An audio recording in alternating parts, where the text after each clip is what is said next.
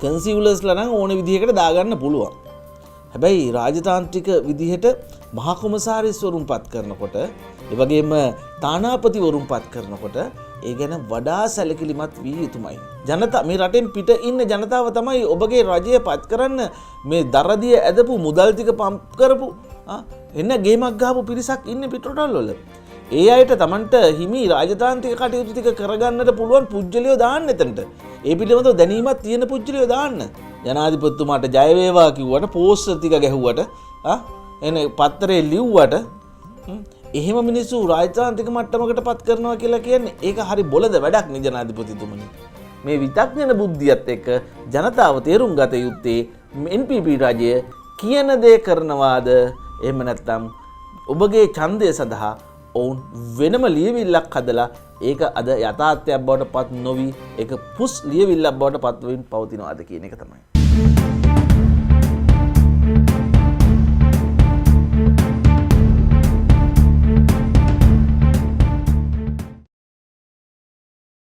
ඔන්න අද ඉඳලා මගේ channel එකට memberships ගන්න ඔයාලට පුළුවන්.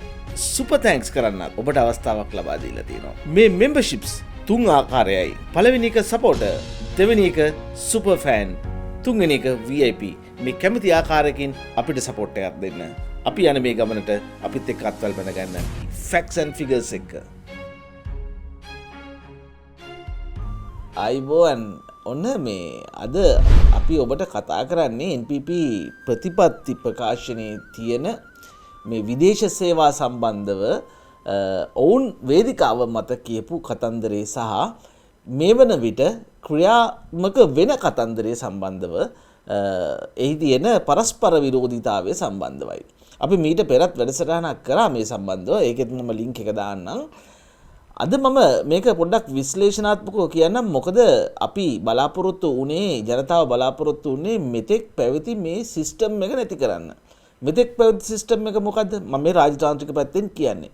විදේශ රටක තානාධිපතිවරයෙක් එහෙම නැත්නම් මහා කොමසාරිස්වරයෙක් පත් කරද්දී ඔහුට සුදුසුකම් තිබුණාද නැද්ද කියන දෙයට වැඩිය මම කියන්නේ හැම පත්වීමක්ම නෙමෙයි.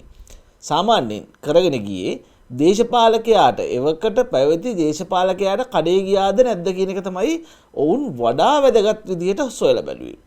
එහෙම සොයලා බලලා එහෙම පත්වීම් තමයි ඔවුන් දේශපාලන පත්වීම් විදිහට තමයි මේ මහා කොමසාරිස්වරු එහෙම නැත්නම් ඔය කියන මේ තානාධිපතිවරු පත් කරන්න යෙදුනේ. දැන් මම කියන්නේ මේ සියලු දෙනාම නෙමෙයි. හැබැයි මේ සිස්ටම් එක වෙනස් කරනවා කියලා ගරු අනුර කුමාර ජනාධිපතිතුමා NPP එක ප්‍රතිපත්ති ප්‍රකාශනය තුළට මේ වගන්ති දැම්මා. ඒ වගන්ති තමයි මේ තියෙන්නේ. ඒකේ ඉංග්‍රීසි සහ සිංහල. එතකොට මේකේ කියනවා මේ ප්‍රමිතීන් සහ රාජ්‍යතාන්ත්‍රික විචක්ෂණ බුද්ධිය සහිත සුසුකම් සහිත නිලධාරීන් පත් කරනවා. වෘත්තීය රාජතාන්ත්‍රිකයෝ බවට පත් කරනවා කියලා තමයි කියන්නේ. ඒක තමයි වෙන්න ඕනේ. දැන් අපි මේ මහා කොමසාරිස්වරයෙක් යම්කිසි රටක පත් කරනවා නම් ලංකාවේ නමින් ඔහු තමයි රජය නියෝජනය කරන්නේ. එතකොට ඒ කියන පුජ්‍යලයා මෙලෝදියක් දන්නේ නැති පුජ්‍යලෙක් නම් ඒ රට නියෝජනය වෙන්නේ මොන විදිහටද කියලා හිතා ගන්නකෝ. පෞරුෂයක් තියෙන්න ඕනේ. ඒ වගේම මනා දැනුමක් රාජතාන්ත්‍රික මට්ටමින් වැඩ කළ හැකි ඉංග්‍රීසි දැනීමක් මේ සියල්ල තියෙන්න එපා යම්කිසි මේ පුජ්‍යලෙක් පත් කරනකොට. කන්සියුලර්ස්ලා නම් ඕන විදිහකට දාගන්න පුළුවන්. හැබැයි රාජතාන්ත්‍රික විදිහට මහා කොමසාරිස්වරුන් පත් කරනකොට ඒ වගේම තානාපතිවරුන් පත් කරනකොට ඒ ගැන වඩා සැලකිලිමත් විය යුතුමයි. ඒක තමයි ජනතාව බලාපොරොත්තු වුනේ මේ රජයෙන්. පැරණි කෙලිච්ච Tamanට හෙන්චයියෝ Tamanට හිතවත් මිනිස්සු මේ මිනිස්සු මෙහෙම පත් කරන එකට මිනිස්සු කැමති වුණේ නැහැ. ඒ නිසානේ මේ රජය පත් කරේ. අද මම උදාහරණ කීපයක් එක්ක මේ අයථා පත් කිරීම කීපයක් කරමින් පවතින බවට facts and figures මගේ ළඟ තියෙනවා. දැන් ඔබට මතක ඇති මේ තානාපතිවරු පත් කරපු තානාපතිවරු සහ මහා කොමසාරිස්වරු 16 දෙනෙක් ඔන්න ගෙන්නවා මේ අධිකරු ජනාධිපතිතුමාගේ නියමයෙන් පසුගිය කාලේ. ඔබට ඒක මතක ඇති කියලා කියනවා. හිතනවා. දැන් මේ මහා කොමසාරිස්වරු සහ මේ තානාපති වෙනුවට පත් කරන පුජ්‍යලයෝ සම්බන්ධව තමයි මේ ගැටලුව තියෙන්නේ. මේ මෙහෙම ගෙන්නද්දී මට මතකයි ඔවුන් කිව්වා NPP රජය කිව්වා දේශපාලන පත්වීම් නැවත නැහැ. ඒක සපත කරා. මේ ජනාධිපතිතුමා වේදිකාවෙම කිව්වා ඒවා. ඊළඟට මේ ගෙන්වන අයව නැවත පරීක්ෂණ කරලා මොවුන් ඔය කියන දේශපාලන අධිකාරියත් එක්ක සම්බන්ධතා තියෙනවද නැද්ද කියලා හොයලා බලලා නැවත ඔවුන් ඒ අදාළ පත්වීම් වලට කරනවා කියලා කිව්වා. ඒ කියලා කියන්නේ නොකිය කියන්නේ මේ අපේ මිනිස්සු අපි දාන්නේ නැහැ කියන එකනේ කිව්වේ. අපි අරන් බලමු මේක මෙහෙම සිද්ධ වෙනවද කියලා. අපි රටවල් දෙක තුනක් මේ උදාහරණ විදිහට ගමුකෝ. අපි ගමුකෝ පාකිස්තානේ. පාකිස්තානේ හිටියේ ආරක්ෂක මාණ්ඩලික ප්‍රධානියෙක්ව හිටපු රවීන්ද්‍ර විජේ ගුණවර්ධන. එයා අවුරුදු 40ක් මේ නේවි එකේ හිටපු මහත්මයෙක්. එතකොට මේ පුජ්‍යලයාව ගෙනල්ලා ඒ වෙනුවට දාන්නේ මෙන්න මේ විදිහට අහමුගේ අනුර කුමාර දිසානායක සහෝදරයා මේ රටේ නායකත්වයට පත් කිරීමයි. මෙන්න මේ විදිහට NPP රජයේ මේ දේශපාලන මණ්ඩලයේ කතානායකයෙක්ව සිටි එහෙම නැත්නම් මේ ස්ටේජ් වල කතා කරපු මෙන්න මේ කියන පුජ්‍යලයා. මෙයා මේ රියාද් මිරාල් කෙනෙක්. හැබැයි ෆ්‍රයිඩ් සෙනවිරත්න NPP දේශකයෙක්. YouTube වල අරවට මේවට දේශකයෙක්.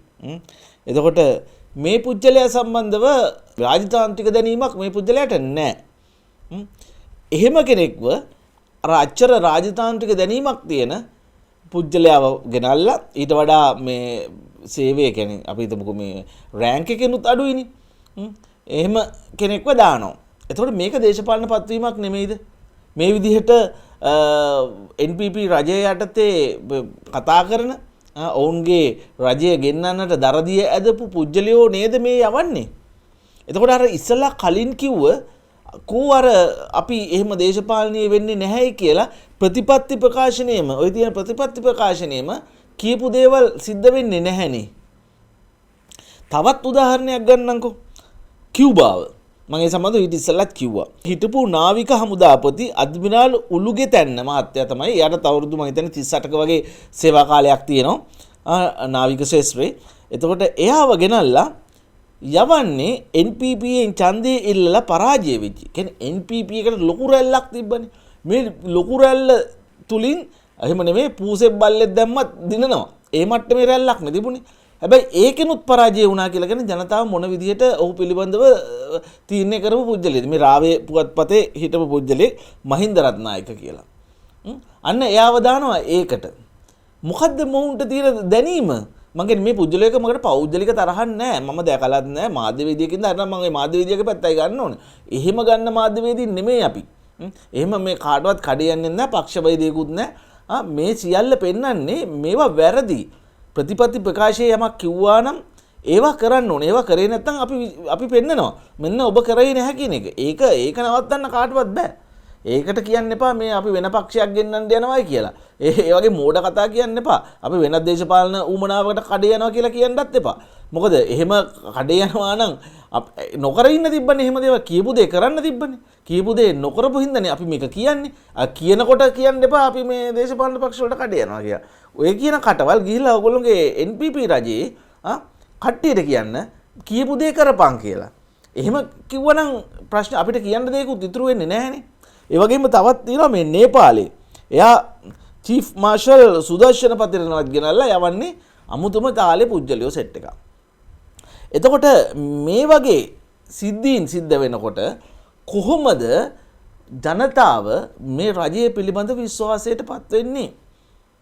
ජනතාව අත්තරින්නකො මේක රාජතාන්ත්‍රික මට්ටමින් විශේෂයෙන්ම ඔවුන් වෘත්තිකයෝ වෙන්න පුළුවන්. ලංකාවේ මිනිස්සු මේ කියලා කියන පිටරටවල ඉන්න.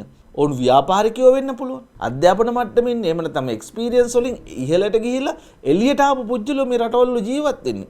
මේ අයගේ ඌමනා එපාකම් ඉෂ්ට කළ යුත්තේ මේ තානාපතිවරු හෝ මේ මහා කොමසාරිස්වරු. එතන ඉන්නේ ඒගොල්ලෝගේ වචනයෙන් NPP එකේ වචනයෙන්ම කියනවා නම් ප්‍රමිතින් හා රාජතාන්ත්‍රික විතක්ෂණ බුද්ධියක් නැති මිනිස්සු නම් අර පිටරටවල ඉන්න පුජ්‍යලයන්ගේ ඕනෑ එපාකම් ඒ කටයුතු ටික කරන්නේ කොහොමද? ඒක ලොකු ප්‍රශ්නයක් නේ. රට ඇතුලේ නම් ඕනේ දෙයක්. හැබැයි රටෙන් පිටත් මේ රජය අනා ගන්නවා නම් මේ රටෙන් පිට ඉන්න ජනතාව තමයි ඔබගේ රජය පත් කරන්න මේ දරදිය ඇදපු මුදල් ටික පම්ප් කරපු එන්න ගේමක් ගහපු පිරිසක් ඉන්නේ පිටරටවල වල. ඒ අයට Tamanට හිමි රාජතාන්ත්‍රික කටයුතු ටික කරගන්නට පුළුවන් පුජ්‍යලියෝ දාන්න එතනට. ඒ පිළිබඳව දැනීමක් තියෙන පුජ්‍යලියෝ දාන්න. තමන්ගේ ස්ටේජ් එකේ ගිහිල්ලා කතා කරාට ජනාධිපතිතුමාට ජය වේවා කිව්වට පෝස්ටර් ටික ගැහුවට එන පත්තරේ ලිව්වට එහෙම මිනිස්සු රාජතාන්ත්‍රික මට්ටමකට පත් කරනවා කියලා කියන්නේ ඒක හරි බොළඳ වැඩක් නේ ජනාධිපතිතුමනි. ජනතාවට මම මේවා කියන්නේ ජනතාව අර මේ කියන විදිහටම ප්‍රමිතින් හා රාජතාන්ත්‍රික විතක්ෂණ බුද්ධියෙන් සිටිය යුතුය. මේ විතක්ෂණ බුද්ධියත් එක්ක ජනතාව තේරුම් ගත යුත්තේ NPP රජය කියන දේ කරනවාද එහෙම නැත්නම් ඔබගේ ඡන්දය සඳහා ඔවුන් වෙනම ලියවිල්ලක් හදලා ඒක අද යථාර්ථයක් බවට පත් නොවි ඒක පුස් ලියවිල්ලක් බවට පත් වෙමින් පවතිනවාද කියන එක තමයි. ගිහිල්ලා එන්නම් මම සාලිටි. Sally's voice, the best voice with every fact in Sri Lanka's eyes. The nation's guy with the vision news. We are the best, the first, and now with Sally we make the vow.